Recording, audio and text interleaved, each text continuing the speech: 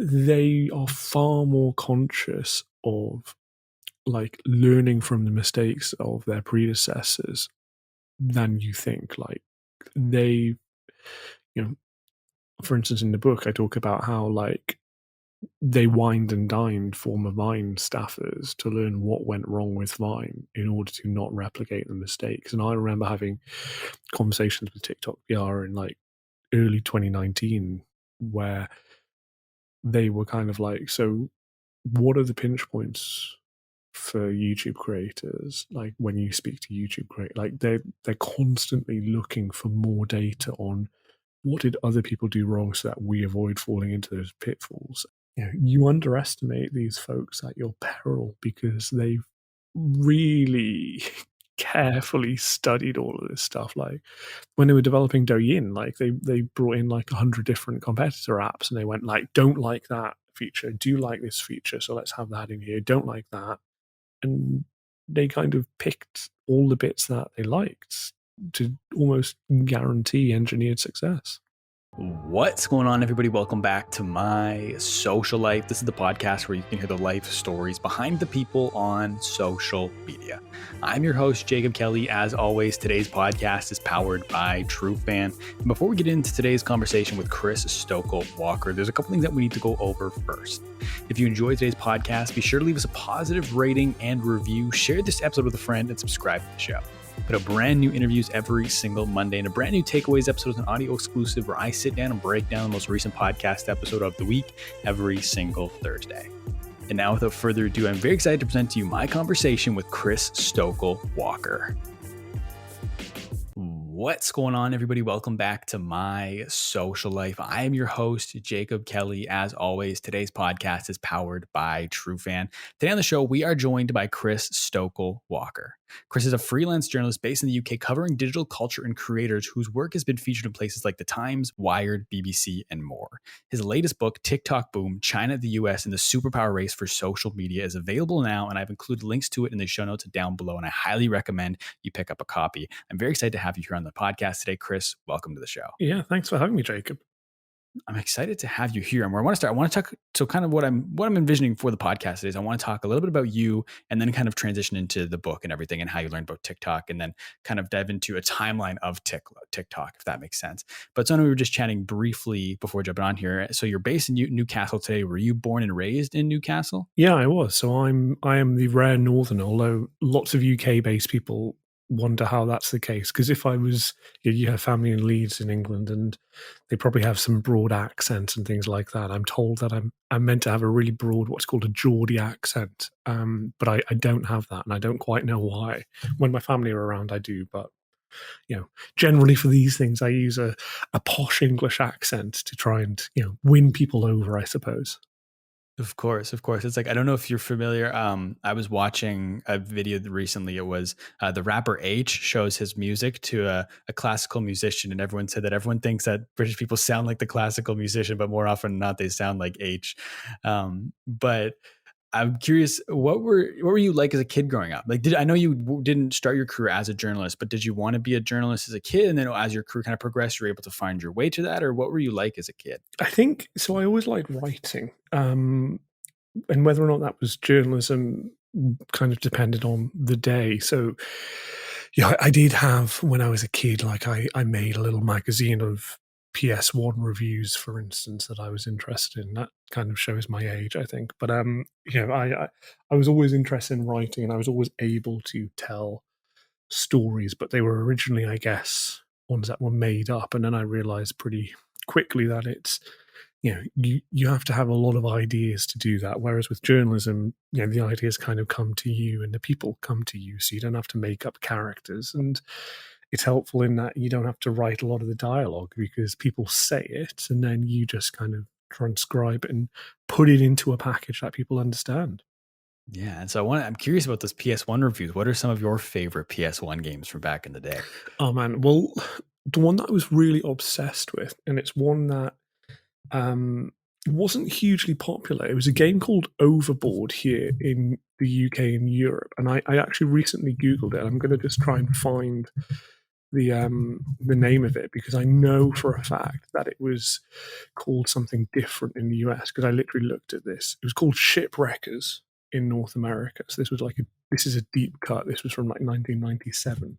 Um, but I loved it because it was basically you were a pirate and you would just like sail across lots of different oceans and shoot at people and take islands and things like that. And I found that really fun. That was like a big one. And then there's loads of stuff like I got obsessed with Metal Gear Solid and Gran Turismo and things like that. But Overboard was my jam. That was the one that nobody else seemed to like, but I did.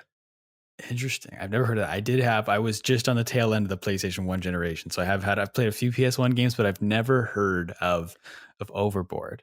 Yeah, so it's called Shipwreckers, and I think Shipwreck, right. in the US, and I think that there is because I went looking for I didn't want to get a ROM.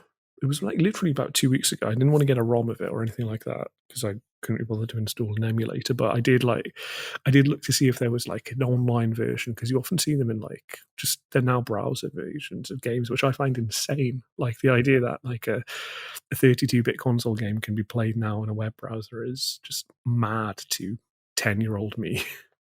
Yeah, no, of course, of course. That's awesome though. So the passion was there early on for writing. Did you end up going to school for writing, or what did you end up going to school for? Yes, I did. I did English literature at what we would call university, I guess, what you would call college, and I enjoyed it.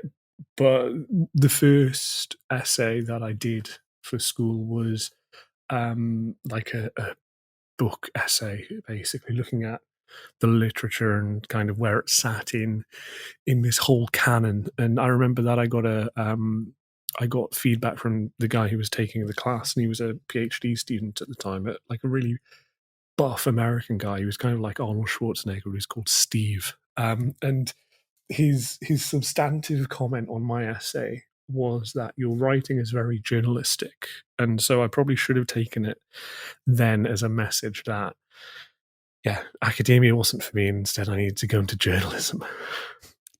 But so you went through academia, you finished, and then when you came out of school, you didn't go into journalism right away either, right? It was kind of marketing and PR was your avenue for a little while. Yeah, so I did a bit of that. That was kind of like freelance gig stuff. And then like my 9 to 5 job was working in an office producing reports for like an oil and gas consultancy, like in the same way that you have a load of stuff in Texas and the Gulf of Mexico, we have in Europe kind of the North Sea and Norway and things like that. So there was a company that did a lot of work around that I basically did reports and PowerPoints for. My boss there at the time took a read of one of my reports and said, you should write for The Economist. So I kind of took that as a challenge and then pitched a load of ideas to The Economist. And I sent, I think it was 10 ideas over 10 separate emails to this one editor. And in the end, I think he just kind of got sick of me emailing. And he said, okay, well, I'll take this idea on spec. And, for listeners who don't know what that is, that means we're not going to pay you unless we like it. So you produce the article, you send it in, and if they like it, they'll pay you. And eventually I did that. They liked it. And so I kind of just started from there. So I have a really weird entry into journalism in that, a lot of people pay their dues by doing kind of local journalism, things like that, working for local newspapers. I kind of managed to leapfrog a lot of that, which I do feel quite guilty about even still today. And so how did you end up getting his email? Like what did the process look like for you to get to that point? Google. This is the thing, like, I teach at a J school now, both undergrad and postgrad students, and also try and like advise some journalists. And the thing that I always found frustrating when I was entering the industry was people would say, oh, it's all about luck. You have to be in the right place at the right time. And you do make your own luck, but there are so many people that I find fall at the first hurdle, which is that they kind of struggle to even identify like editors and their email addresses. And like these things are out on Google. Like The Economist, when I was first pitching them in kind of 2011, 2012, they had what's called a media directory where every single editor and writer that worked there their name and their email address and what area they covered was available on their website. So I like you have to be in it to win it, I suppose, and that's kind of what I find really interesting. So yeah, there's nothing that a good Google search cannot find, good or bad. I think anyway.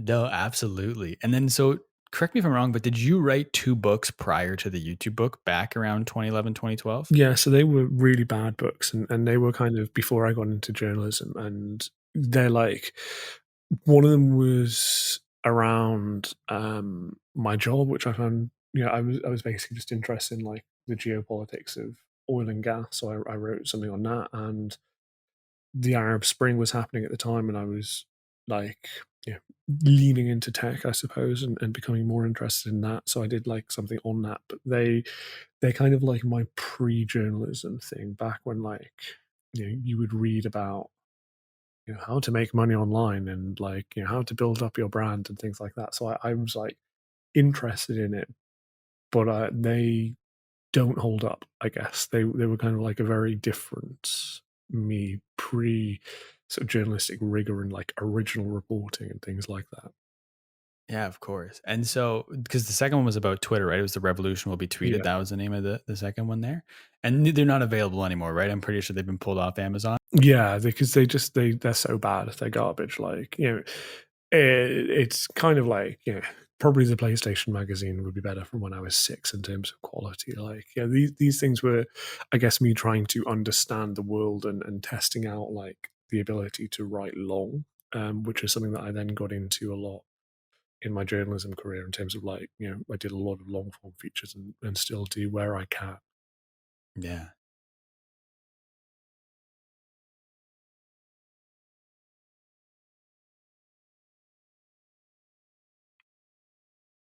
Yeah, it is. So this was you do all the research, Jacob. It's impressive. I like right when I was starting to do journalism, I just kind of come out of university, and there's a guy, a journalist up here who's now a really good friend, called Ian Wiley, who used to work at the Guardian as like a section editor. So he would like oversee an entire part of the paper. And he moved up to Newcastle and was training a load of, sort of journalism students in this sort of practical hyper local website called Jasmine Local. And he got this idea to run a magazine that would be designed, reported, printed, published, all that sort of stuff within 48 hours. There's like this huge immersive project tied to a thing called the Turner Prize, which is like a modern art prize, like a globally renowned one that was being held at an art gallery near where we lived. And I kind of, at that time, I was like interested in getting to journalism. I spotted this and I was like, yeah, I want to take part. So that was kind of the first time that I like actually engaged in a live journalism project. And yeah, it was bizarre. But as with all of these things, like you printed like, I don't know, 5,000 copies and you end up with like, I know Ian now and he has like some copies still in his garage, like just waiting for someone to read them. So that was a long time ago. Turnaround project, that was called. When you mentioned how you kind of, when you were writing those first couple books, is when you started to kind of get into tech. What tech and social media and everything, what kind of started to draw you into that? I think it's just using it, like the ubiquity of having access to that. I mean, the story that I always tell, and I kind of tell it as like a setup joke to whenever I give a talk about like YouTubers or like in the future TikTok boom and things like that, is that the reason that I got interested in digital culture and internet culture reporting is that I needed to justify the sheer amount of time that I spent on YouTube and TikTok in bed every single day. But it is true. There is like a nugget of fact at the heart of that, which is the reason why I'm interested in tech and its impact on our everyday society is that I am a huge consumer of tech. Like, I look at this desk and I have like a smartphone here, I have an iPad, I have a ring light, I have a condenser mic, I have, like 2 laptops over there that are like old and aren't used. And that has an impact on my life and it has an impact on everyone else's life. And I think we often, and this is why it's interesting because initially in my career, I kind of would say I'm a tech reporter. And now I maybe shy away from that a little bit. And I think that's because we're at the point where you don't really need tech reporters because tech is society. Like it's not a separate thing. It is in itself just intertwined with this world. Like you wouldn't say, I mean, I guess you do have like TV reporters and things like that, but like, you know, they are still an integral part of our lives and our society. And so that's why I'm interested in it. And, you know, handily for me, there are still an awful lot of old people out there who don't understand this and need translating it, and younger people who maybe want the additional context of kind of rigorous reporting around it. So it all works out well for me. Of course. And kind of to your point too, like you can't be a cultural reporter today because if you're a cultural reporter, more often than not, there's going to be ties back to what's driving culture as to what's happening on social media, which then makes it tech. So it's a very interesting point that you can't even really say tech reporter anymore. Yeah, and this is the thing, like, the most validating thing that has happened to the internet culture beat in the last, like, yeah, and you can argue about how long it's been in existence, but if we say like the last 4 or 5 years of its existence, the most valuable thing that's happened to it is Taylor Lorenz joining the New York Times business team. Um, because it shows that she is, she was originally kind of brought on as like the internet culture person, and then she didn't disavow it in a bad way, but she said no, like I'm a tech reporter, and if you kind of think that all I do is cover these people doing dances on TikTok, then you are discrediting all of my work. And now she's getting the validation internally for that. And by having her defined as a business reporter and joining the business desk, it kind of validates all that we do, which is like, yeah, I I very consciously decided that I was going to cover these companies as if they are going businesses. So, for instance, when Little Baby Bum, which is like a huge kids YouTube channel, got acquired, like I broke the news of that for Bloomberg, and I was focused on the money side of it as well as the societal impact. When TikTok puts out any kind of presentation or gives a talk or a kind of slide deck to people, and it somehow ends up in my hands through various means that I better not get into on a podcast too much.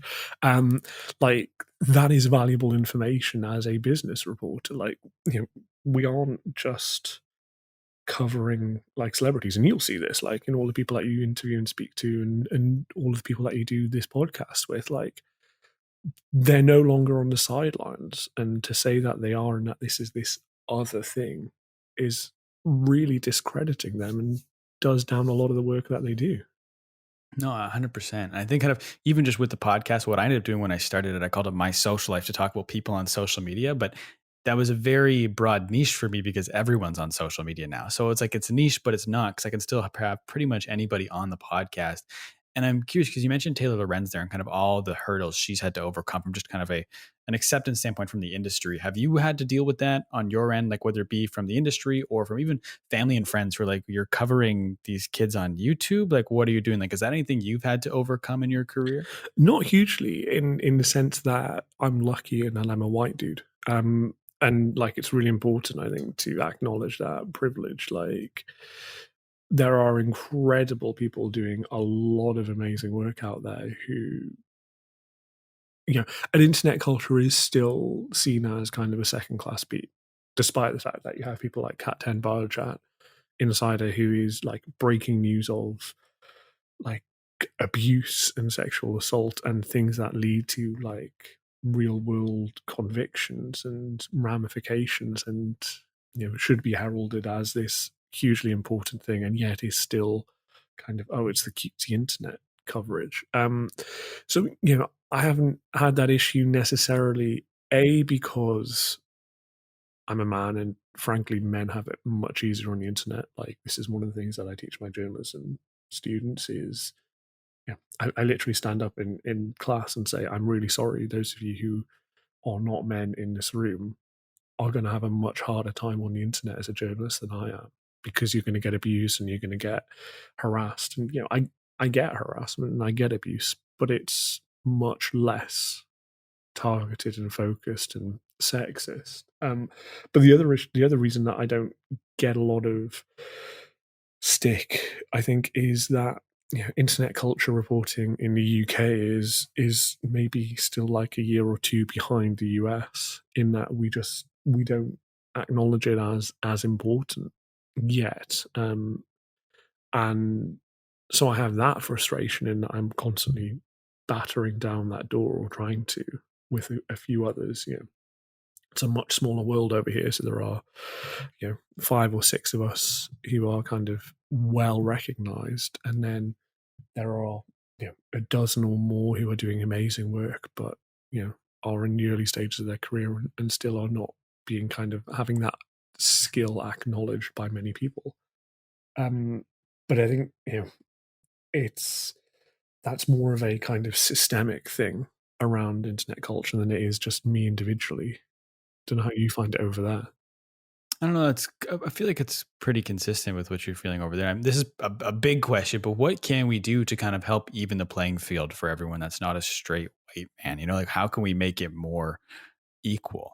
Speak out about it. Like I interviewed Ibram X. Kendi for Esquire, who's done a book about like how to be an anti-racist. And again, like there is something incredibly hypocritical of me just saying speak out about it and talking about race as a white guy. Like, I my voice is not the important one here, but like calling it out where it's necessary. So for instance, I did a load of stories in recent weeks because there was this huge issue around a load of racist abuse that some of our England men's national soccer team players received because we lost a cup final, an international cup final in Europe a couple of weeks ago. And that kind of brought out a lot of people who are just racist to abuse them.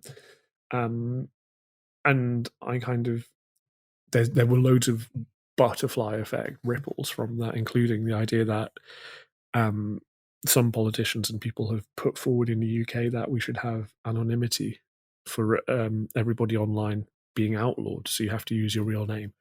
And my partner she works with a lot of sexual abuse survivors, marginalized communities, sex workers, people like that through some charities that she works with. And like, I think it's my responsibility to kind of be like, hold up, like making people use their real names online is a bad idea because many, many people use it for valid reasons rather than for trolling. So, yeah, speaking up, I guess, when you can, if you have even any semblance of an online platform, and I don't have a huge one, but I have some, it is really important.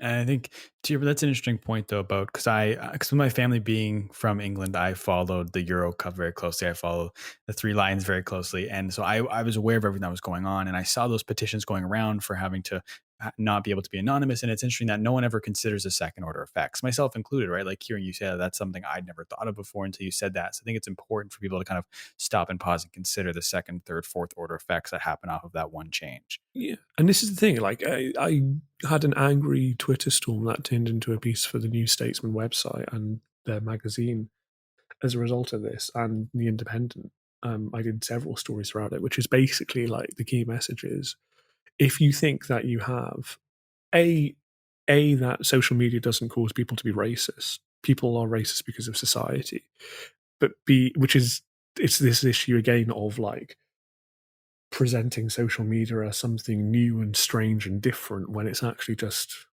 an amplification tool for society.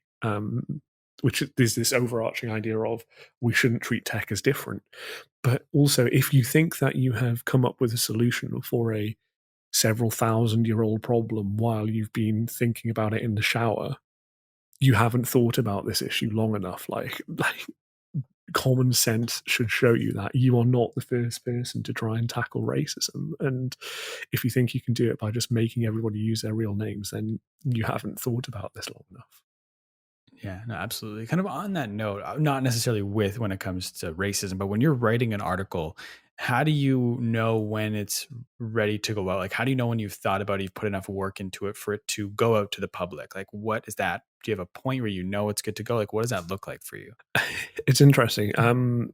When I teach J school students, I tell them to not let good be the enemy of perfection. I think this is like a thing that uh, journalists recognize pretty quickly in their career, but people often outside of the industry don't realize just quite how slapshod journalism often is.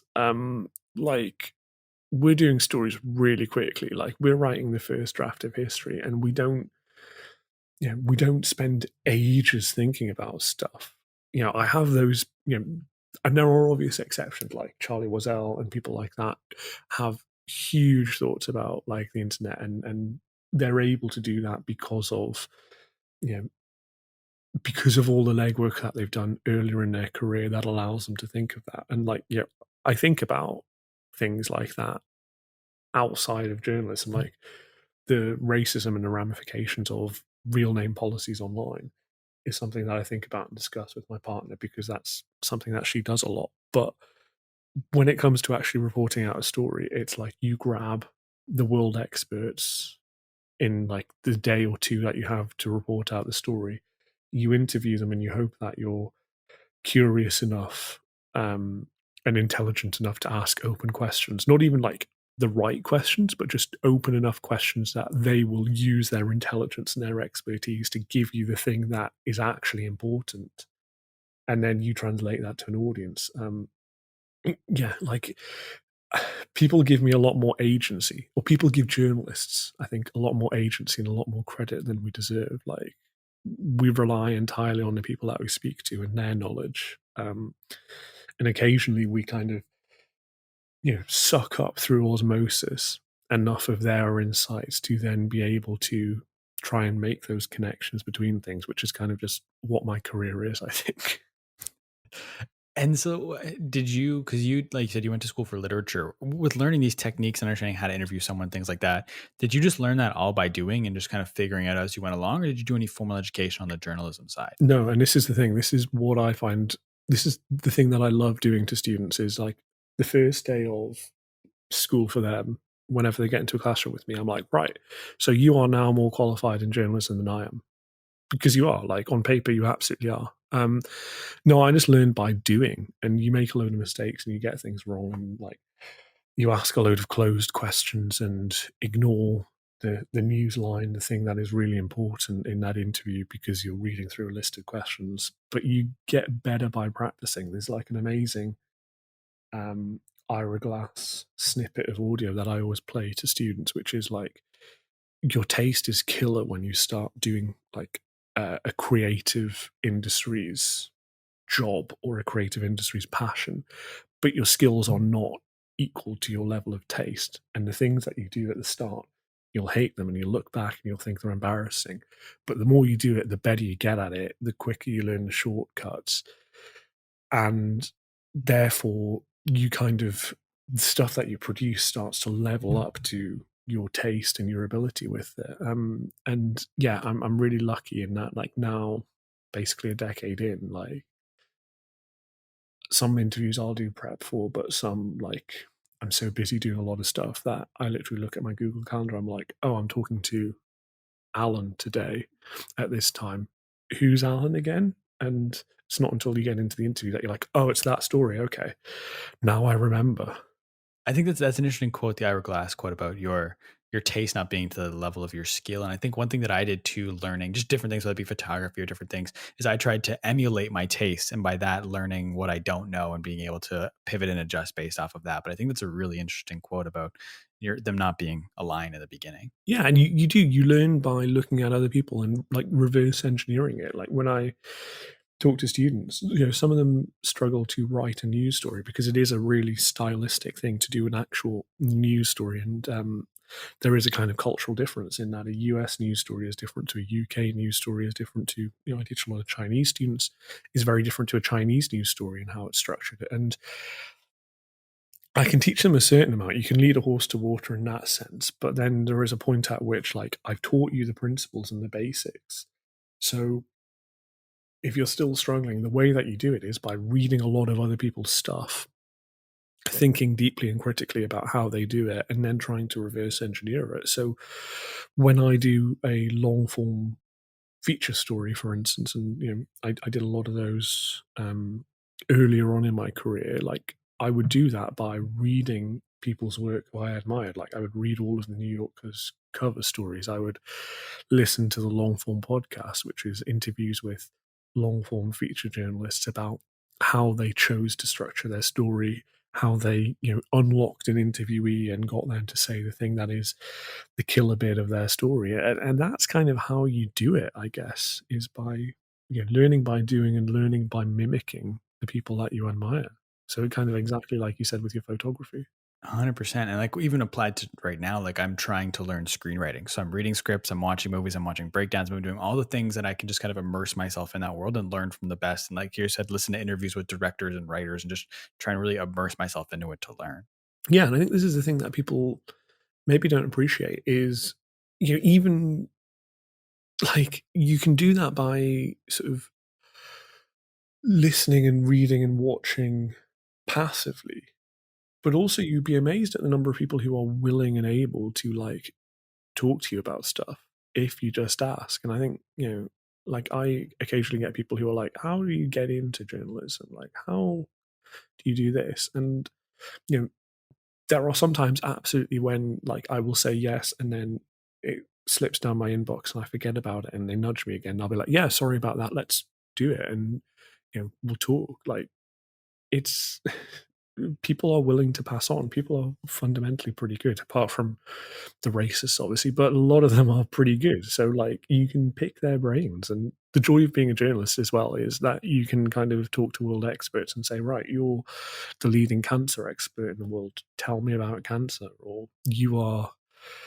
like, I don't know, you are like a leading YouTuber or a leading TikToker. Like, talk to me. Like, you get in the door, you have that foot in there that many other people don't get. 100%. That's been the greatest thing about my podcast is it just gives people that excuse to talk to me that wouldn't be there had I not had it. You know what I mean? And you said too, you said you've been in the industry for about 10 years now in the journalism industry. Yeah, I think so. I always lose track, like 2011, 2012-ish, probably. Okay. But you stayed with Tethra until 2016, right? So when did you take that jump to full time? So it was kind of a complicated process. So I was producing like several stories a week while doing a full-time job. And this is kind of one of the skills I think of that is necessary to be a freelance journalist. So like I don't have like a full-time job with a publication. I have some publications where I have like a sort of contract gig where like I will do X number of stories over the course of every month or whatever. But like a freelance journalist, you have to be able to compartmentalize stuff really well. So like before we started talking, like 3 p.m. local time, my time, until 3:25, I was doing an interview for a story, and then doing a little bit of research in 5 minutes beforehand, and then we got talking. And once we've wrapped up here, I'll go and I'll write up an interview that I did earlier today. So I was doing that while working full time, and it was a case of I would do interviews on my walk into work. I would, in my lunch break, go out and do an interview on the phone, and then come back and write it up, and then get back to work when my lunch break finished. Like weird stuff like that. Like on the bus home from work, I have like there are amazing things called phone taps, which is like a bit of wire that you stick in your ear and you put on into like an audio recorder. And like I would do interviews on the bus, like because people talk on the bus on their phones and it doesn't seem weird, but you have to do that. So I was working at this office job for like a year or two, or maybe actually no, I mean I think I probably got the dates wrong on my LinkedIn or whatever. Like I was working at that company I think until I was lose track of time 2016, and then I moved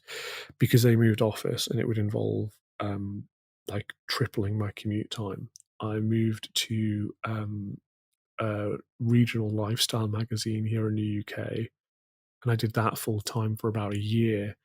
And then I got asked by the university to develop this program um, for master's students, and so I did that, and it involved me leaving that job. But until 2017, I was doing like a what was essentially a full-time freelance journalism career alongside a full-time job. And the reason that if people ask me how you did that, and it's partly I didn't sleep, and partly I'm very, very efficient at what I do.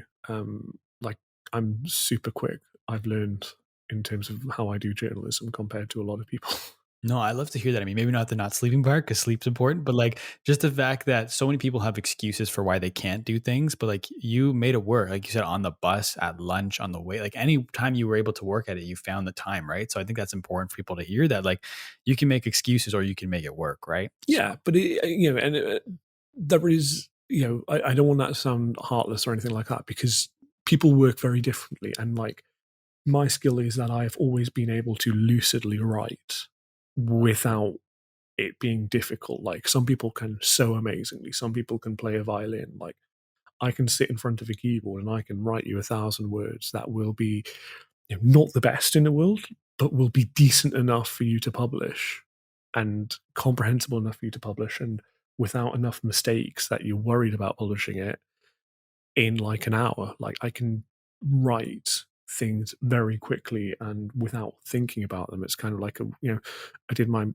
BA dissertation on Jack Kerouac, and that idea of just like, I don't do the benzos, but like sitting down in front of a keyboard and just typing the first thing that comes into your mind and it being decent enough is kind of my shtick, I guess, is like I can do that. And, people really struggle with writing and labor over sentences, and that is an absolutely valid way to do journalism, and there's no better or worse way. In fact, their work is almost certainly better than mine, but like I am able to do this quite quickly and efficiently, and that's kind of a blessing that I have. So I don't think that everybody can emulate that. And it's certainly if you have struggles with writing, then you're not doing it wrong by any stretch of the imagination. You're doing it the way that you can and you should, and you will be better than me at painting. But like I can write quickly. and so being a freelance journalist today is remaining freelance. Is that by choice? Is that just the nature of the industry? Like how come you're freelance and not with a company full time? So I've been offered a few jobs for like staff writers, and have had some jobs kind of shown to me, and it suggested that I apply for them because people think I might be suitable, or they've like kind of half designed it with maybe me or other people who are in my kind of skill set and level. Um, but the thing that I like about being freelance is every day is different, and like you don't get pigeonholed into doing the same thing every single day. So like one job that someone told me that I should apply for would involve me having to move to London, which is super expensive. So it'd be like moving to New York and living in a really cramped apartment for a not amazing wage. And I would have been the industries correspondent for this newspaper, which basically means that you would be covering trade union negotiations and things like that, which, while really important and really valuable to a lot of people, and I absolutely support trade unions, I could not imagine anything more dull than speaking. We have, trade unions in the UK are very different to trade unions in the US, in that trade unions in the US, particularly media ones, are driven by really intelligent, really snappy, fascinating, interesting, dynamic people. In the UK, trade unions haven't really moved on since the 1970s and 80s, and that includes their leadership. So it's old white dudes in ill-fitting suits who are really fat and really boring. I just could not imagine doing that day in, day out. So I like the variety. I like that I can write a story, and this is why I'm not even just an internet culture reporter. I'm like, I do all sorts of stuff. Like I can write a feature for the Times of London on a Monday, and a story about internet culture for Wired on a Tuesday, and then a story about cybersecurity for Wired on a Wednesday. I can write up an academic paper on genetics for New Scientist on a Thursday, and like you do all these different things, and you have an amazing contacts book, and you learn. Like, this is the thing that you were talking about, like when you, sorry, I'm now just completely rambling, but you have this kind of idea of like, the podcast is great because it allows you to get your foot in the door with all these people. Like, journalism is fantastic because you are getting paid to get an education from the world's best people. You can call someone up and say, tell me about your expertise, and they will. Like, if you were a regular student doing that, you get told where to go. Like, it's just superb. It's brilliant. It's why I love it so much. It's varied and different and exciting every single day. And you were saying there are different articles every single day of the week. Are you publishing a new article every week? Like, what's your output look like? And how do you find time with your output to also write a book at the same time?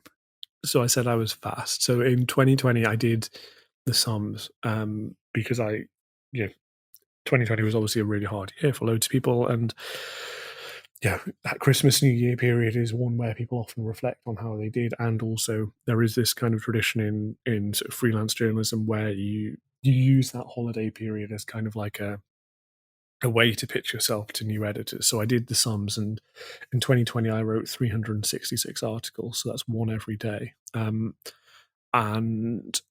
like, it's hard to tell, but I think I'll be doing more than that in 2021. And again, it's just like that efficiency thing. It's, and you get quicker over time because you have the contacts book. Like, you don't spend as much time finding someone to talk to for a story because this person will pick up the phone if you call them in 10 minutes time, and so you can become way more efficient. And then, like, I rely a lot on Otter now to transcribe a lot of my stuff, whereas half my time is spent transcribing interviews. Like, now I do it on Otter, although I've got really good actually at being able to do, and this is like the practice makes perfect thing writ large, is I've become really good at doing interviews and transcribing the answers live, like typing them out as someone says them.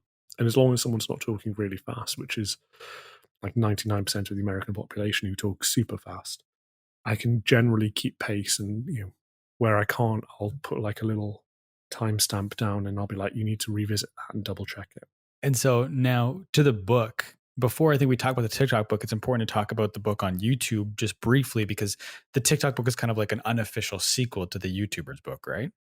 Yeah, because TikTok is an unofficial sequel to YouTube. It is, well, it's coming for YouTube's lunch, let's be honest. So it's dominating. Yeah, no, the YouTube book kind of, it genuinely did come about because I was covering a lot of YouTube stuff. And the reason that I was covering a lot of YouTube stuff, though I joke about it, is because I was really interested in YouTube. It kind of became my life. And I started to think, well, this is interesting in the business side and the culture side and the society side.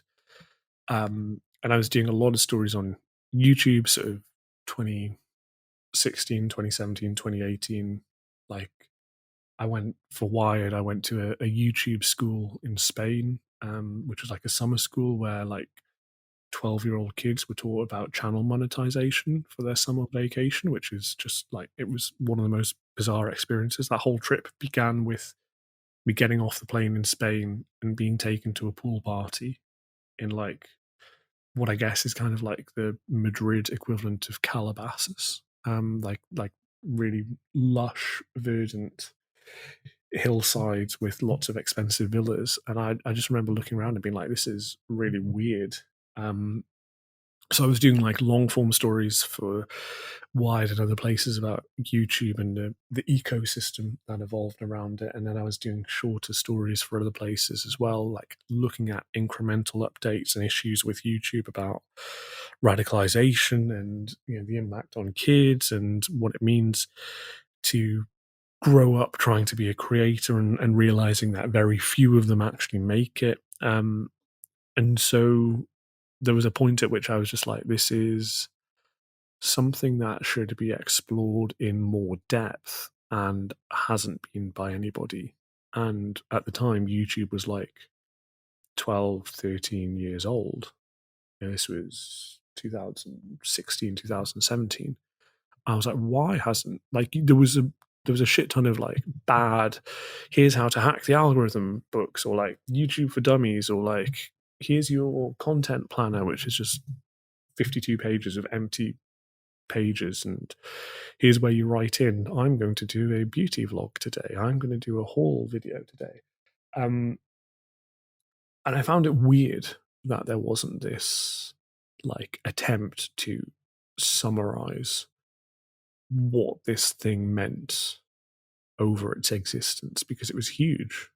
And it's, still is huge, but it was huge at the time and not explored. And I guess in hindsight, maybe one of the reasons is that social media moves really quickly and publishing moves really slowly. And so it's very difficult to pin it down. Like it's a book that was written in 2017, 2018, 2019, published in 2019.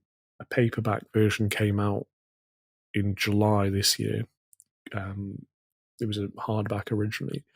A lot of the stuff still stands up, I think, like a lot of the big picture stuff. Some of the names are different and have kind of become lost a bit to the mists of time. But the messaging from it, the big picture stuff, I think is still really valid. So that's kind of why I did YouTubers. And so how do you kind of, with the TikTok book then, TikTok boom, how do you approach that? Because TikTok, I feel like moves even quicker than YouTube does, right? Like you talked about how when you were writing this book on YouTube been around for 12, 13, 14 years. TikTok's been around for a couple of years. Technically, like, of course, we go back to 2012 and everything with Douyin, but it's been around only for a few years and it's already a similar stage to YouTube. So it moves so much quicker. So how are you keeping up when you're trying to put this book together? I'm not. Like, if you've seen my Twitter feed, then you'll see that, like, over the last basically 12 months, I've just put out multiple cries for help where I've been like, well, TikTok's going out of business tomorrow, so, like, I guess I have to rewrite this chapter of my book, and then TikTok's being bought by Walmart and Oracle, so I guess I have to rewrite this chapter again, and now Donald Trump's lost the presidency, so I guess I have to rewrite that chapter and this chapter, and like I've had so many just like head slamming incidents over the last year of trying to pin down this thing that is strapped to a rocket ship that is traveling faster than anyone else ever imagined, while also dealing with like all the chaos of geopolitics being unspooling in front of it, that like it has been almost impossible. And the book was being like the book was being rewritten partly because of COVID, and my publisher got COVID and was sick for a long time, so the book got pushed back. But like the book was originally meant to come out in like March 2021 or April 2021, I can't remember which. And it got pushed back because the publisher had COVID and the editor there had COVID, but also because like things kept changing. And it was like, if we hold out another couple of weeks or another couple of months, maybe there'll be a bit more of a sort of firmer conclusion. And there was, thankfully, and it's relatively stable, but not fully stable, which I think is what's so exciting about it. But the book was being rewritten up until dangerously close to publication, in terms of like, Joe Biden put out an executive order like the week that the book was meant to be finished and going to the publishers, that said, well, actually, he didn't put out an executive order. Sorry, he withdrew Trump's executive order and then said, but that doesn't mean that we're not going to at some point act on TikTok in the future. And so everybody was like, TikTok is saved, and it's like, no, like TikTok has been given a stay of execution, and in reality, the risk to TikTok is even greater, because now you don't have this kind of guy with dementia who's a little bit mad saying, well, I'm going to put you out of existence, random Chinese app. And now you have someone actually looking at this rigorously who can use a legal basis that wouldn't get laughed out of court if he decided to take action. That doesn't answer your question at all, Jacob. That is okay. And I do have a follow-up question though, because you mentioned how the TikTok's on the rocket ship right now and growing faster than anyone ever could have imagined. And I read somewhere that you decided to write this book on the TikTok boom when you realized that TikTok was going to dominate the space. So I'm curious what that moment was for you when you realized, oh, this is going to be something big. Yeah, February 2019 is the thing. So, and this is actually really interesting because it's kind of one of the key narrative structures of the early section of the book. Is that I went to VidCon in the UK. So VidCon moved to the UK in 2019 for VidCon London. It was the first time that it was held, and I was kind of brought in to do a couple of panel discussions and things like that to help chair them because I'm a journalist and I know how to ask questions and things like that. And I had done one of those and was really tired and really hungry and like desperately wanted to get one of those like overpriced burgers that you get at a convention center. Like, and my mind was set on it. And so I was like, I'm going to go get a really greasy, really overpriced burger. And this academic called Zoe Glatt that I was kind of like just tagging along with at the conference was like, oh no, don't do that. Like, we'll sit down and watch this panel. Because she was gathering anthropological research for her PhD. And so it was really important that she was like on all the time. And I was just bumming around this conference basically. So she was like, I'm going to go to this panel and you should come as well. And it was this thing called TikTok. And I was like, okay, fine, I'll do that. So in like this really pokey conference room, like way off the main drag, like you had to go up like 7 flights of stairs and around 17,000 corners and things. And it was like just dull and like the life just ebbed out of me as I walked through this door because it was just like the dullest conference room ever. But it was really weird because it was kind of that day of VidCon was kind of the weird one between the industry day and like the everyday people day. So like there was a mix of like, you know, growth hackers who have like the branded t-shirts and like their paunch coming out of their t-shirt and lapping over their jeans. And you had the creators and like the people who love them hanging around with their cool like lanyards and things like that. And this room was filled not with like traditional YouTube fans and not with those kind of stuffy business people, but with like 11 and 12-year-old kids who were like palpably excited about the idea of being sat in this airless, deathly room. And I was like, what is up with this? So we sat at like the back and just watched as these kids got more and more excited about these TikTokers that were on stage in front of them. And I kind of thought there's something weird going on here because if these people are this hooked, this young, then this is quite special. And it turned out like the year later, VidCon 2020, right before pandemic in the US, TikTok became much bigger at that conference. And in the interim, I had kind of revisited a lot of the reporting that I'd done in the past on various things, and I realized that I had interviewed like one of the key people in TikTok, Alex Zhu, who set up Musically back in 2016, and started thinking, oh, actually, like this is a thing. So I did more and more iterative reporting for publications on TikTok, and then again realized that it needs a book length treatment. And publishers and my agent were not keen at the time in 2019. They were not keen at all. Why is that? Why weren't they keen on TikTok? They thought it was another fly by night app. They thought it was like the next, Jesus, like I don't know, house party or like or Yo or something like what. Like let's look at the graveyard of apps past that were going to be the next big thing and fizzled out into nothing. And they made a valid point, which is like we kind of were on board with the YouTube thing because that had been around for 13 years and like it'll probably take at least 13 years to disappear if it does. I'm not convinced that YouTube ever will disappear or anything like that.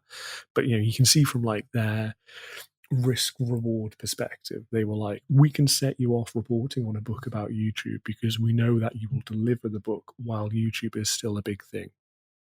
With TikTok, they were like, we have like less than 2 years of data on this thing. Like you're like, we're buying a book proposal off you on the back of a hunch that you wanted a burger and you went to a conference center and they were really excited. And I was like, yeah, this is going to be the next big thing. This is going to be huge. You should absolutely buy into this. And they initially didn't want to. They were like, no, like we're not convinced it'll be a big thing. So what was the turning point then? I nagged them a lot. I don't know, actually. I think that I kind of like informally kept doing it, and I kept doing the reporting, and I was convinced that eventually it would play into something, even if it was just stories that I would do. But I think I initially pitched it like spring, maybe like March, April 2019, to like my agent and publishers, and they all said no. And then maybe later that summer, like late summer, early fall, it was kind of building up a head of steam in the UK and in the US. And if I'm right on the timeline, then VidCon 2019 was when it really cut through there, I think. Yeah, because VidCon 2020 didn't happen. So VidCon 2019 happened, and suddenly you had Taylor and all these people like seeing this, what I'd seen at VidCon London in a small scale happening in Anaheim at a huge scale. Like, I remember watching the videos that like Taylor and other reporters were putting out from like the floor of VidCon, like outside the Anaheim Convention Center, where you like saw what was essentially like a flash mob of dancers doing stuff for TikTok, and then and all these people be like, "This is weird. Like this thing's taken over." And I remember thinking, like, yeah, that's that thing that I kind of saw a hint of in February. And so I went back to the agent and the publisher, and I was like, "Look, like this is happening now." And so, like, 3, 4, 6 months later, they kind of went, "Oh yeah, okay, fine, let's do it." How come, for lack of a better word, TikTok was able to kind of sneak by under everyone's noses at that point? Like I can remember, because February 2019 is when I heard about it for the first time when I was recording a podcast at VaynerMedia. Someone mentioned TikTok and how much they were using it, and I had kind of shrugged it off as just the other Musical.ly. And then I even remember later on that year seeing like there was TikTokers on tour going like city to city, and fans were showing up for this, but like still no one was talking about it. So why was it able to kind of just slip by undetected for so long? Because we discredit teenagers' ability to identify cool things. Like, I think this is kind of a fundamental issue that I hope people are starting to recognize the folly of. Like, we think that teenagers are unimportant somehow, and they're not, because like they are, if you think of it from a business point of view, they are the biggest, most disposable income spending consumers. If you think about it from a cultural point of view, they are the tastemakers. They always have been the people that kind of discern what is cool and what isn't. If you think about it from like a career perspective, the things that shape teenagers' tastes and viewpoints of the world now are going to be the things that shape everybody's viewpoint in 20 years, because somewhere the present to the United States in 2050 is out there on TikTok right now or something like that. Like, but we discredit it because they're teenagers, and I'm getting too old to legitimately interview teenagers without it seeming creepy. I think because I'm a man, I have less of that sort of window of opportunity to do that. And so, like, sooner or later, I'm going to age out of this. But, like, we do a huge discredit by not paying attention to these people.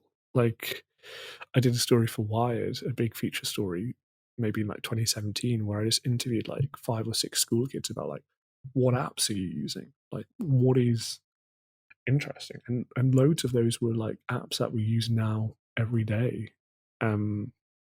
They're great arbiters of taste. I think we overlook that because we think they're teenagers. What do they know? Turned out they know quite a lot. Yeah, no, I think it was Gary Vee or somebody who said if I ever get arrested in an airport for looking at a girl's phone, it's just because I'm trying to figure out what apps they're using so I can stay ahead of the curve.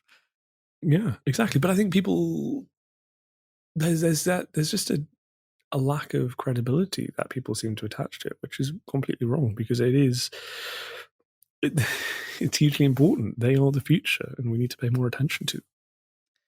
Do you think that what so why was it about TikTok? Do you think that drew all these kids to it? So there's a load of different reasons. I mean, like one of them is that they just spent a shitload of money um, putting ads in front of them. Like that is the thing that people sometimes often overlook. I think with TikTok is that it is backed by ByteDance, which is now a $34 billion company in terms of revenue and in terms of valuation. Is like pick any number between 140 or 180 and 500, $600 billion, and a winner is you for that.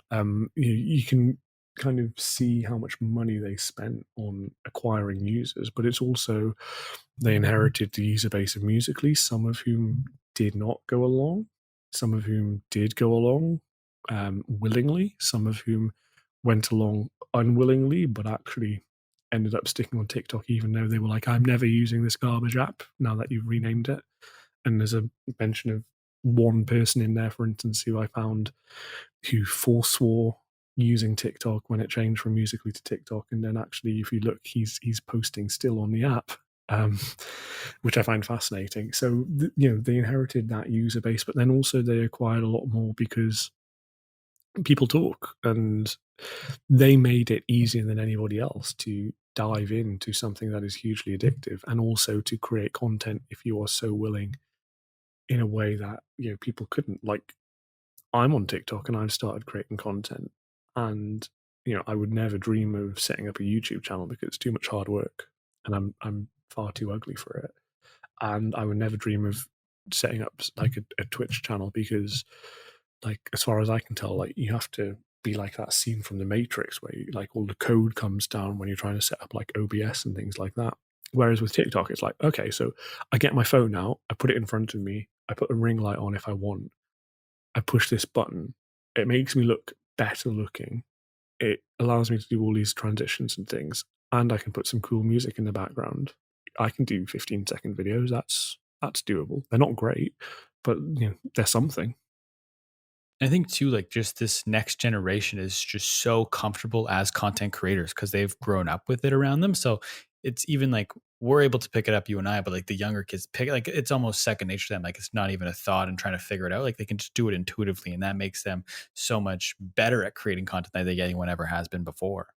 Yeah, and they're starting to see, they have role models now. Like more kids want to be YouTubers than they want to be astronauts. Like that's literally a survey thing that happened that is proven, and it is really fascinating to kind of see that. And I think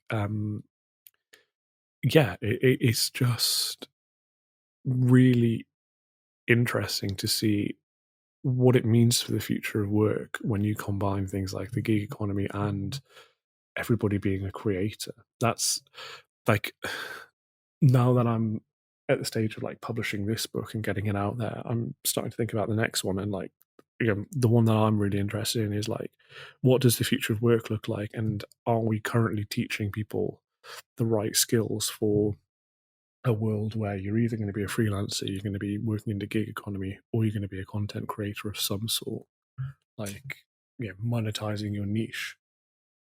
Kind of on that note too, we talked about how TikTok has just accelerated. So it's got to where YouTube got to in a fraction of the time. And I think another byproduct of that is to kind of to your point is creators getting to the point of being businesses themselves on TikTok has just gone so much quicker than it did on YouTube. Like we look at YouTube was around for 7 years before Lauren Luke launched her makeup palette as the first beauty YouTuber with her own makeup line.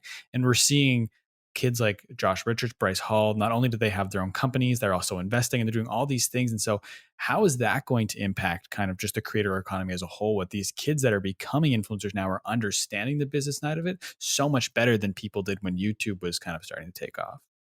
I would hope that it gives them a better base to actually build a career. Like that is the hope. I mean, like my YouTube book was full of like sob stories of people who were taken advantage of by MCNs and like the people who found the stress of trying to essentially be an entrepreneur. Like this is the thing that I think has changed for the good in recent years is that we we kind of got rid of a bit of that use of the word influencer, which was really kind of cheapening and discrediting. But we also, and by replacing it with creator, we've kind of acknowledged that the on-camera stuff is only a small fraction of what people do now. Like when I was doing promo stuff for the YouTube book, I would always make clear when I was talking to people for interviews,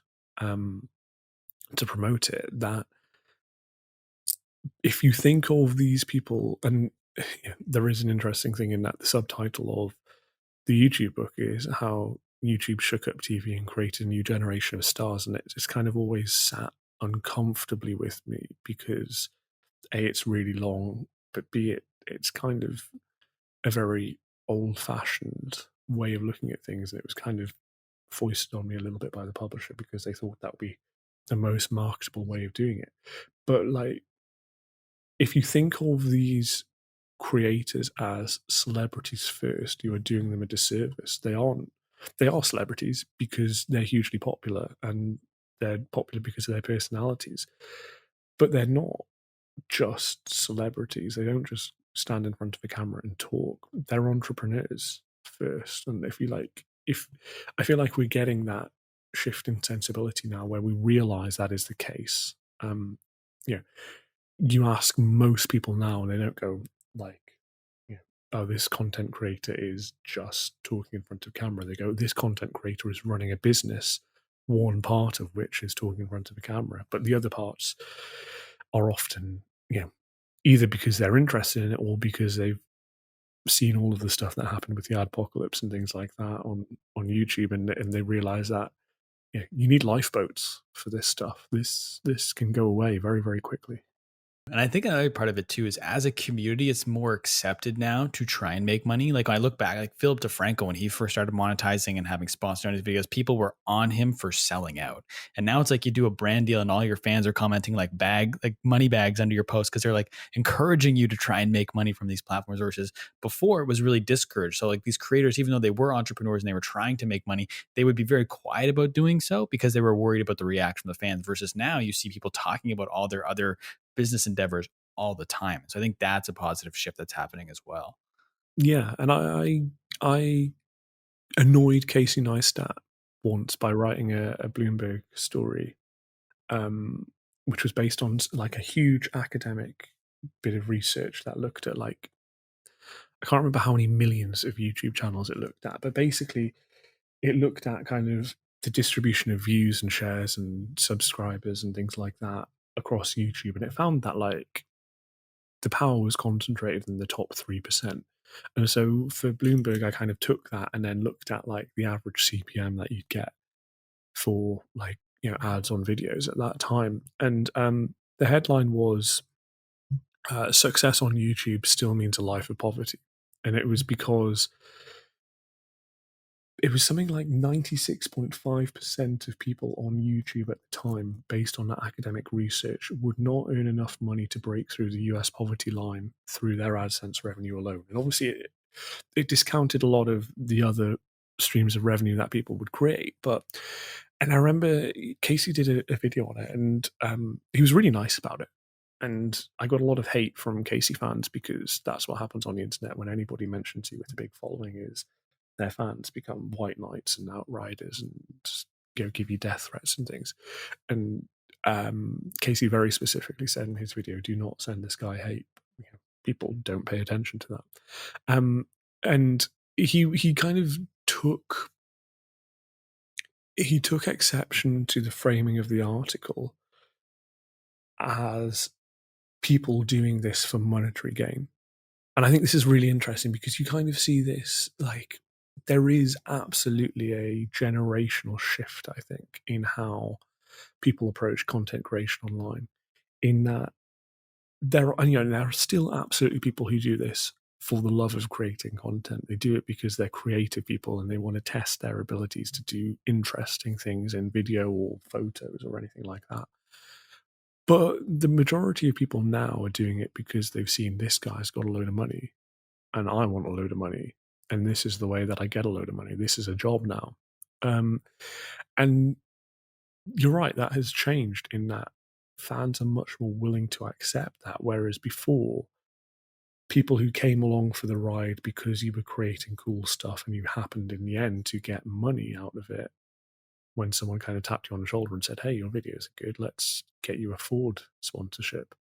That was kind of often a point of friction, whereas now that seems to me for the overwhelming majority of people to be the end goal. They want to make their bag and maybe not get out, but they just want to keep making their bag. Is that problematic? No, like that's capitalism. Like capitalism ruins everything.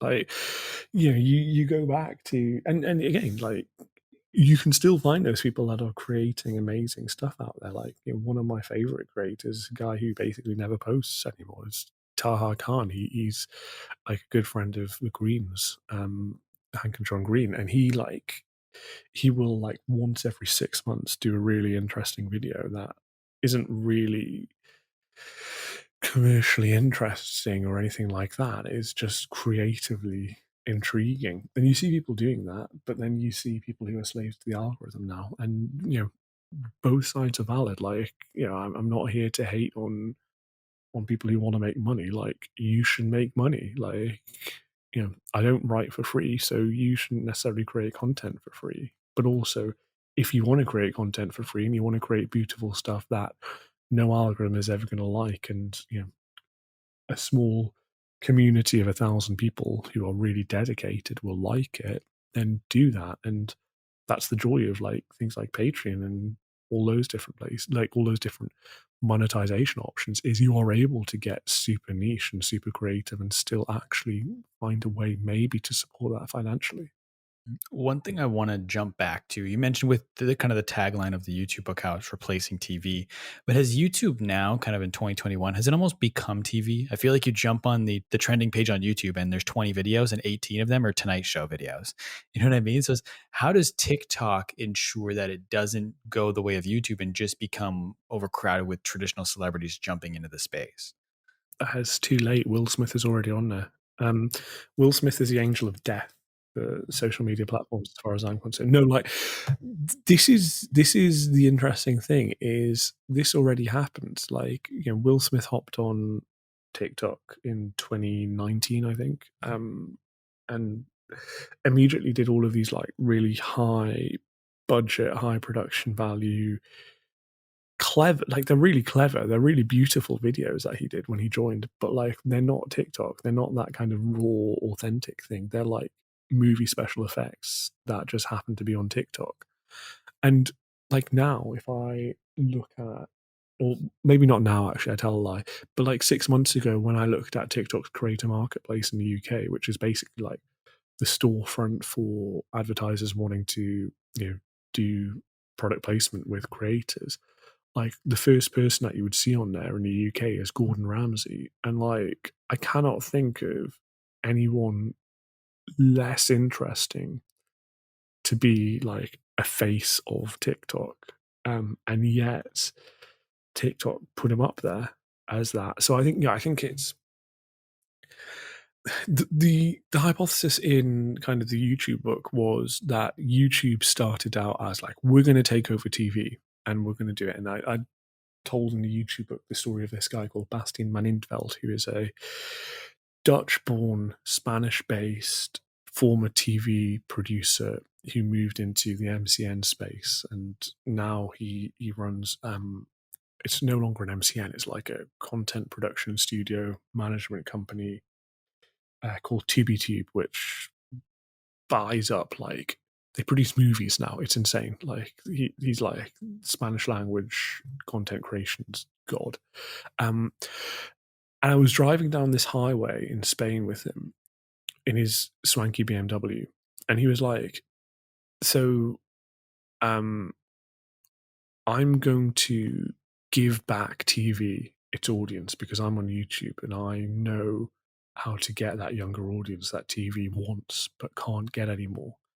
And in reality, what happened is that YouTube set out to be something very different to TV, but it actually ended up having to meet TV in the middle, um, both in terms of borrowing its format and its stars, but also in terms of just like the length of the videos and the fact that like I think now most YouTube, well, like not most, but a majority of YouTube viewing happens on TVs and sofas, like in living rooms now, which is fascinating. And TikTok is kind of doing the same thing. TikTok has its Amazon Fire Stick app. It trialed on smart TVs in the UK and France and Germany earlier this year, and then in recent weeks it's rolled that out to the US. Like it's interesting to see how they're doing 3-minute videos as well now. Yes, I'm curious to get your opinion on those 3-minute videos because I feel like the changes they're making when it comes to that is kind of trying to edge into the space of the other social networks and kind of take some ground from them. But what's made TikTok so different, or what made it so popular, part of the reason is it's been different. And so, how does it ensure it keeps its uniqueness with, but also like tries to take ground from all the other social networks? So this is the thing. I am equally puzzled. I've written about this a few times, and I don't know. To me, like Vine in its dying days tried to give some creators longer videos as well, and that didn't work. It still died. To me, if you lose that essence of like short snackable content, you run the risk of losing the audience. But TikTok wouldn't do this if they didn't have the data to back it up, and so they evidently do. Like, it's fascinating though because the week before, 2 weeks before they officially rolled out 3-minute videos, obviously they trialed it beforehand a lot in A/B testing, but when they kind of had that big reveal last month where they were like, "Hey, everybody's getting 3-minute videos, enjoy," um, a the Japanese arm of their business had given a presentation which I got a hold of, which was literally based around people don't like videos longer than a minute. People find them stressful. People don't know how to deal with them. People don't pay attention to them. So come to TikTok because we don't do 3-minute videos. We don't do 10-minute videos. We do 1-minute videos or less. And that's what makes us really unique.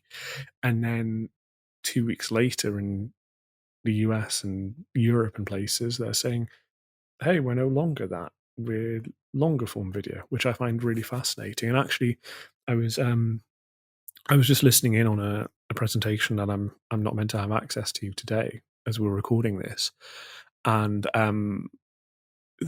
TikTok were telling advertisers today that you should make your videos 20 seconds long. That's the sweet spot, um, which I found super fascinating because I am like so far into the weeds with this stuff that like what is said as a very flippant remark in a presentation, like 40 minutes into this really dull presentation that they were giving to potential advertisers, um, was suddenly like this big, like, galaxy brain moment of like the world unlocks because I knew from, again, another bit of documentation that I'm not meant to have. And again, the fun thing is all of this stuff is in the book, so you can learn all about the inside secrets of TikTok, kids.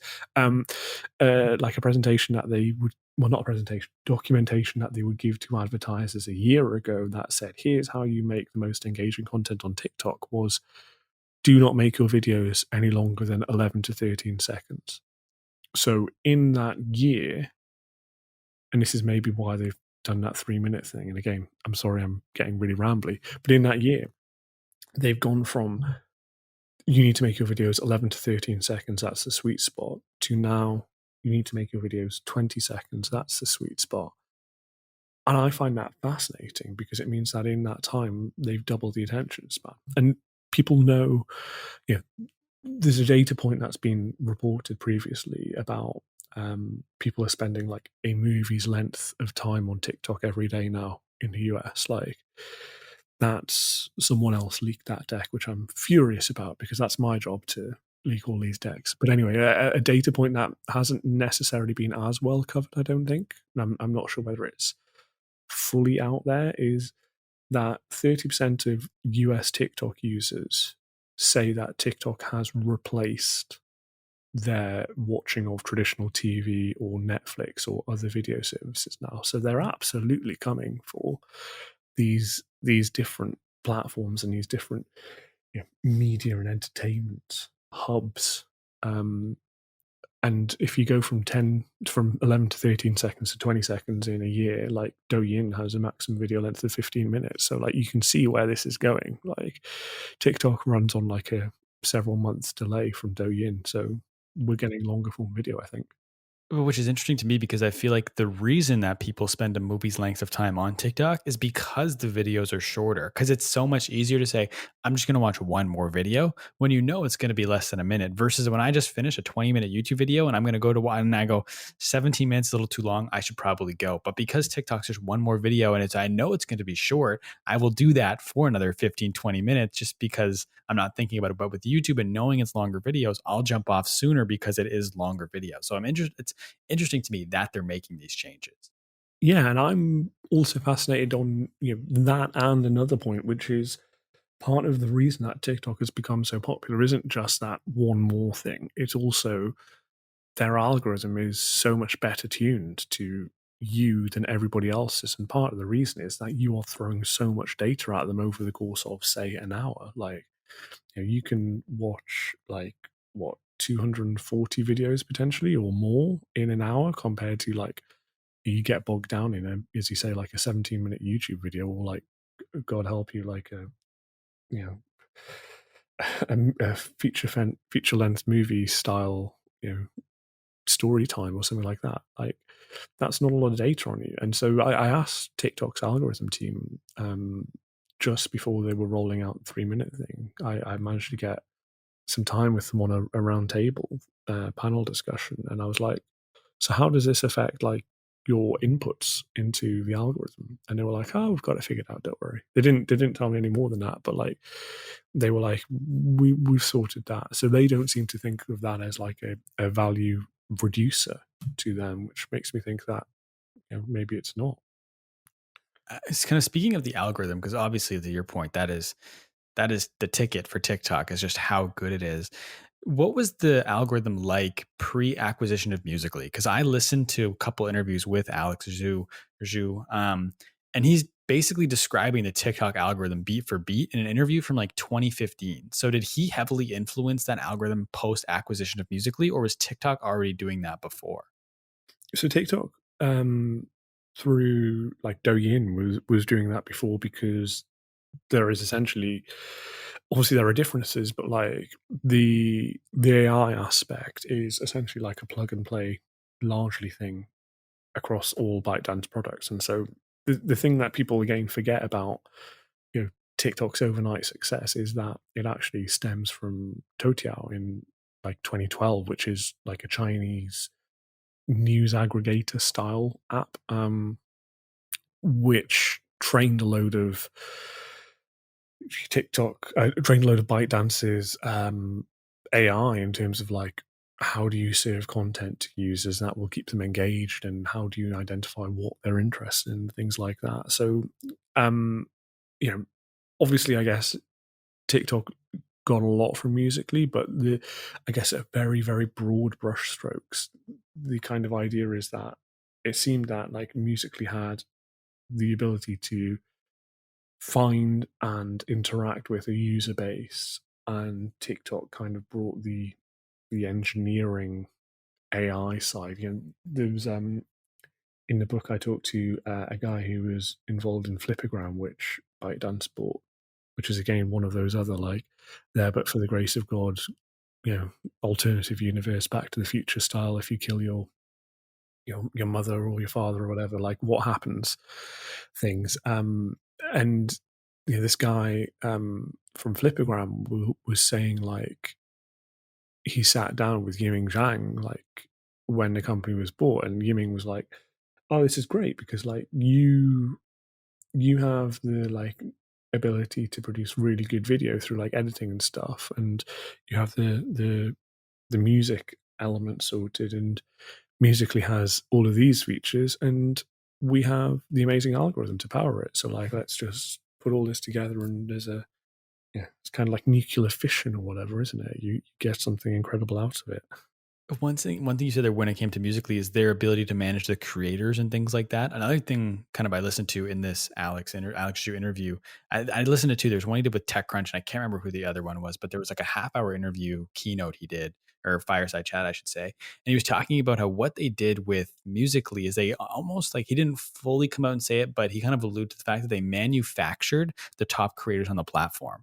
And they did that to try and not manufacture, but gave them the extra reach, helped them grow, because you need examples of people who have come to musically that weren't previously famous and became popular on that platform to attract new users. You kind of talked about it like when you're kind of like when people migrated over to North America in 17, 1800s, is you needed those success stories of people who weren't previously famous in order to attract more people to the new land. I thought it was really interesting, kind of their approach to growing the platform was heavily creator based in the beginning. Yeah, and I think this is what is so fascinating about like absolutely this is an overnight success, but it is also worth pointing out that like the two predecessor apps and several of the other like predecessor apps that kind of like mixed into this family tree that created TikTok, they are far more conscious of like learning from the mistakes of their predecessors than you think. Like they, you know, for instance, in the book, I talk about how like they wined and dined former Vine staffers to learn what went wrong with Vine in order to not replicate the mistakes. And I remember having conversations with TikTok PR in like early 2019 where they were kind of like, so what are the pinch points for YouTube creators? Like when you speak to YouTube creators, like they're constantly looking for more data on what did other people do wrong so that we avoid falling into those pitfalls. And like it is really interesting, and that Alex Yu interview is kind of emblematic of it. Is that they're thinking of this not just as like an app that we bring people to. Like he thinks of it as like a population level thing, as if it's a country. Like, how do I ensure that we have a wealthy middle class? How do I ensure that there is progression up that social ladder? You know, in the sense of not social media, but in the sense of like society. And I think that's you underestimate these folks at your peril because they've really carefully studied all of this stuff. Like when they were developing Douyin, like they brought in like 100 different competitor apps, and they went like, don't like that feature, do like this feature, so let's have that in here. Don't like that, and they kind of picked all the bits that they liked to almost guarantee engineered success. No, and to your point too, when you talk about how when they took Flipgram Musically and Dewey and they kind of put them all together, that also helps them circumvent the issue that Vine had. Because Vine, essentially, from my understanding at the end there, they kind of were held captive by the top creators on the platform. And you can't really do that on TikTok. Because if you try and kind of hold TikTok captive, they'll just say, well, that's fine. We'll just have our algorithm will find new creators for us by the end of the week that can replace you. So it's just interesting to see to your point, all of the little things that are kind of just adding up that have helped build a moat for TikTok essentially. Yeah, and there's things like when you look at um, the kind of adjunct ecosystem that evolves around like a YouTube, and like the existence of MCNs in the early days of YouTube, and like talent managers, and like just people offering services, like even down to like, let me design your thumbnails for you. Like all of that stuff is lost money if you think about it for YouTube. And what's really interesting is TikTok through like the creator marketplace or the creator fund. Like everything is designed to be vertically integrated there. Like, if you want to edit your YouTube videos, you go to like Premiere Pro or you go to Final Cut or something like that. If you want to edit your TikTok videos outside of the TikTok app, you're probably opening CapCut which is owned by ByteDance. Like all of these things are designed to keep you in this bubble, which I think is really fascinating because they've kind of realized that if you control all of the ecosystem, you control all of the power, and your way goes. It's your way or the highway. Yeah, and is ByteDance working on additional apps on top of TikTok as well? Well, so they have their like video editing app, which is CapCut, which had a name before this, and I can't remember what it is. But it's basic. I mean, it's you can use it just to edit any video, but it's often used by some creators. Yeah, I mean they have other apps that are around and about. Like they don't necessarily all integrate into TikTok, but like they have Hello, they have Lark, which is kind of like a productivity app. So they're much broader than you think, and they're white labeling their algorithm. Like this is the other thing that's really interesting. They have a company in China called Volcano Engine, and in the West called Byte Plus, which I broke news about in March when they were hiring their first staff, and then the Financial Times decided to re-break the news like in June, which I found really hilarious. But anyway, like you can buy, it's probably a cut down version, but it's still a version of like the algorithm that powers TikTok and powers Douyin and powers Toutiao, and you can plug it into your app if you want. So they're thinking always of ways to make money, which is kind of why they're so successful, I suppose. True. And one thing too, I saw that they were releasing a club, or they're working on a Clubhouse like app. And I think what's interesting about them versus every other one that's tried to duplicate Clubhouse is they're making a separate app for it versus it's going to be integrated in Facebook, it's integrated in Twitter and Spotify, but they're keeping it separate, which I think is interesting because all these other apps now are having the problem of they're almost too cluttered because they're trying to shove too many features into it. So they're even being different from that respect by building a separate app for Clubhouse as opposed to integrating it into TikTok. Yeah, it's just avoiding the Facebook issue of like what is Facebook for? Like even now, like what is Instagram for? When Instagram came out recently and said we're a video app now, and all of these people who have spent years of their life posting photographs there were like, what, why? I come here for the photos. Like this is I do photos on here. Why are you making me do videos and won't push me through the algorithm if I don't do videos? And I think what TikTok's advantage versus Instagram advantage in this case, I mean, there's many things, but Instagram started as a social network, and I wouldn't describe TikTok as a social network. I would almost describe them as a content network. You know what I mean? Especially with the way their algorithm works, where you don't follow people that are within your literal social network, like it's people you don't know. So I'd look at it as a content network versus a social network. And so Instagram now has to try and convert from a social network to a content network, if that makes sense. Yeah, and TikTok are very explicit about this. Like they, particularly recently, they start to push back a lot against being pigeonholed as a social network. Like personally, I still think it is, and I think that there are elements of it. But you're right, absolutely, in that it is that content graph rather than that social graph that serves you a lot of the content. But they kind of get very persnickety, and they're like, "No, we are an entertainment platform. We are not a social network." And I'm like, "Okay, sure. Like that's your latest branding exercise. That's fine if you want to do that." Yeah, but I know we're out of time here, so I want to jump to my final question that I ask everyone at the end of every interview. I like to flip the script a little bit. So instead of me asking the question, it's you asking the question, but it's not to me. Pretend you have a crystal ball, and you can ask this crystal ball any question. You'll get the 100% honest answer. What is the one question you want to know the answer to?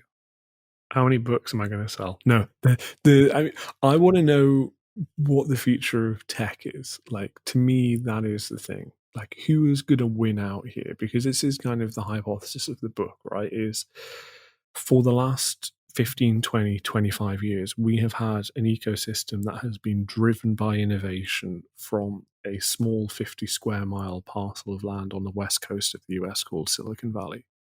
And it's been their way or the highway, like their rules or no rules. And often it's no rules. But like, and that's a really uncomfortable situation for a lot of people to be in, including like all of us outside of the US. Like we have to live by like tech bros libertarian views of society and what's acceptable and all the chaos that that has caused.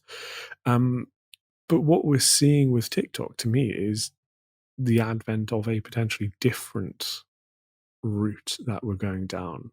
And it's one that seems to scare the hell out of some politicians and 50% of the US public as I surveyed them for my book, which is that potentially for the first time we have an app that isn't based in Silicon Valley that is going to become the dominant thing in how we interact. So the question that I would love to know is who wins? Like, is it this Western Silicon Valley view and continuation of the last 25 years for the next 25 years? Or is TikTok a Trojan horse for the future of tech, which is much more Chinese or outward looking or just non Silicon Valley in its development, in its outlook, and how we kind of interact with each other? And that's kind of the big unanswered question at the end of the book. So that's, I think, the one that I would like answered from that crystal ball. It's a very good question. I feel like we're diving into the political ramifications of TikTok. We touched on it a little bit here, but that's a whole other can of worms we won't dive into now. But I want to thank you. If people do want to dive into it, they can pick up a copy of the book, The TikTok Boom. Can you let people know where they can get a copy? You can get it from Amazon. You can get it from all good bookstores. The publisher, Canterbury Press, anywhere and everywhere. Basically, if you find you're finding it difficult, then feel free to just contact me, and I will try and hook you up somewhere.